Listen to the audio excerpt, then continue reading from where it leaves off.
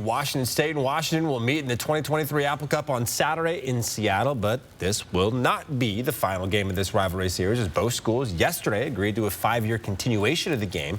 Sports Director Julian Minnesota is here with us, and Julian head coach Jake Dickert said this really needed to happen. Yeah, it's interesting because on one hand you have some fans who feel slighted by the Huskies leaving the Pac-12, putting the Cougs in a tough position, but on the other hand, you get to keep tradition alive. And Dickert understands both sides of this argument, but he said tradition wins at the end of the day. The game will be a bit different moving forward. It'll be considered a non-conference matchup that, like next year, would be played earlier in the season in September. The Apple Cup has been a part of our state's history for more than 100 years. There are a lot of great Apple Cup moments, and Dickert is happy it doesn't end this season.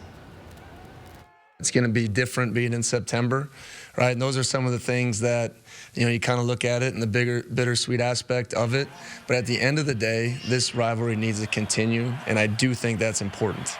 Okay, some of the other stuff involved around it, I get the reaction to it. I do, because I feel sometimes the same way. So, but we're excited. We want to play against the best, period, right? So excited to play against a strong team and keep the Apple Cup tradition going.